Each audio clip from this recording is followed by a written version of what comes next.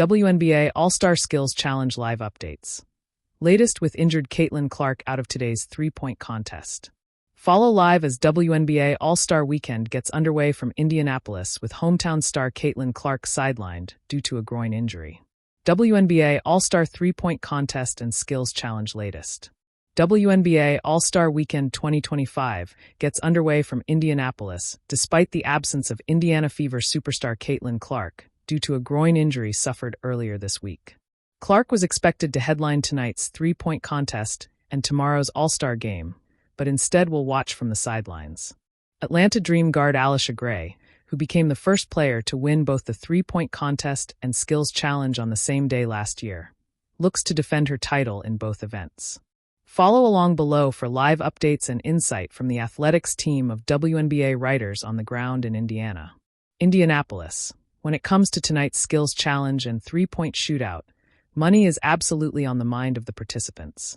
Courtney Williams, who will be in the skills challenge for the first time, is perfectly happy letting her all-star teammate Napheesa Collier go for MVP in Saturday's game, as well as league MVP and finals MVP later this season, as Williams' focus is on tonight. 50 bends on the line, I gotta go get it, Williams said. Napheesa Collier embraced the chance to go head-to-head with one of the game's rising stars during All-Star practice, taking on Paige Buchers in a one-on-one matchup. Paige asked me if I wanted to play ones, so of course I took her up on it, Collier said with a grin. I had to kick a little rookie but this morning for breakfast. The playful battle highlighted the bond between current stars and the next wave of talent making its way to the WNBA. Collier couldn't help but marvel at how much the game has evolved. It feels like they get better every year, she said. You guys are a different breed, taller, bigger, faster, stronger. Beyond physical tools, Collier praised the energy and skill that young players like Buchers bring. It's really good to see. The next generation seems like it's going to be good news. Indianapolis. Liberty coach Sandy Brondello was a player in the first WNBA All-Star game in 1999. That contest was held in New York City, and Whitney Houston served as the national anthem singer in a performance many who attended the event still remember. A lot has changed since, as the weekend has evolved into a true showcase for the league and its fans. Brands now parachute in as WNBA Live is in its fourth year, and player schedules are packed with appearances. Then there's all the actual competition. It's just always a great event, Brondello said. There's so much going on. Angel Reese, host of Unapologetically Angel, says she's proud to have sparked a movement in women's basketball podcasting after her show became a breakout hit. One of my podcasts had 1 million views, Reese said, noting the impact goes far beyond hoops. It's bigger than basketball, knowing that I have impact in the culture, rappers, singers, artists, actors, actress. She also teased that Season 2 is set to drop in October or November. In recent days, a wave of new shows has followed Reese's lead. Aaliyah Boston and Candace Parker announced their new video podcast Post Moves, which will dive into behind-the-scenes stories and the state of the game. Azzy Fudd is launching Fudd Around and Find Out, produced in partnership with iHeartMedia and Stephen Curry's Unanimous Media, while Sue Bird's Bird's Eye View continues to deliver in-depth WNBA conversations through Vox Media and Together.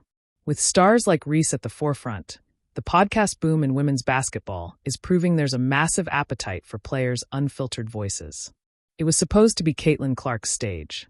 The lights of Gainbridge Fieldhouse, the roar of the Indiana faithful, and the starry three-point contest, all aligned for the rookie phenom's moment. But on this hot All-Star Friday night, Clark's name was on the roster in ink only. A lingering groin injury, suffered just days prior, had officially sidelined the Indiana Fever guard from the skills challenge and three-point shootout. Still, the show went on, and in true WNBA fashion, it dazzled. 7 p.m., a buzz that won't fade. Fans began pouring into the arena hours before tip-off, many still in Clark jerseys, some holding up signs that read, "Heal soon, Caitlin," or "Clark next year, we believe." The heartbreak was real, but so was the hope. This isn't just Caitlin's night, said 10-year-old Maya, proudly rocking an Aaliyah Boston tee. There's so many other amazing players. I want to see Skylar Diggins do magic. That sentiment echoed throughout the stands. While Clark's absence was the headline, the rest of the league was ready to own the night. 8 p.m., Skills Challenge begins. The arena dimmed, spotlights fired, and the Skills Challenge began with a bang. Teams were made up of dynamic duos, pairing up guards and forwards from across the WNBA. Highlights included Allisha Gray, the reigning Skills Challenge champion, moving through the obstacle course like a ballerina on fire. Quick feet, sharp passes, and flawless finishes.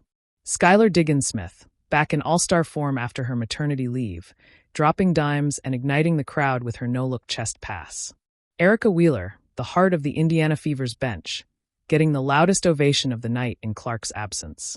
She grinned ear to ear after her layup, blowing kisses to the Fever faithful. The Skills Challenge finale came down to a photo finish, with Team Cloud/Gray edging out Team Diggins/Wheeler by less than half a second. "We knew we had to show out tonight," said Natasha Cloud afterward. "And we did it for Caitlin, too. She's our sister out here." 8:30 p.m. The three-point crown is up for grabs. Without Caitlin Clark, who many expected to headline and possibly win the starry three-point contest, the door was wide open. In a surprise twist, Lexi Hull was tapped in as Clark's replacement, representing the Fever on home turf. Though not known for high-volume threes, Hull stepped up with confidence and hit 17 in her first round, earning a thunderous ovation just for being bold enough to step in.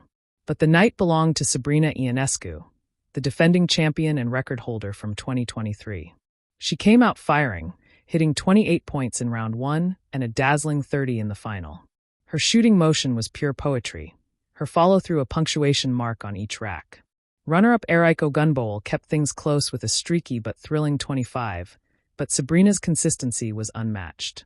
As confetti rained down, Ionescu looked into the camera and said, "This one's for the fans, and for every young girl still putting up shots in her driveway after dark."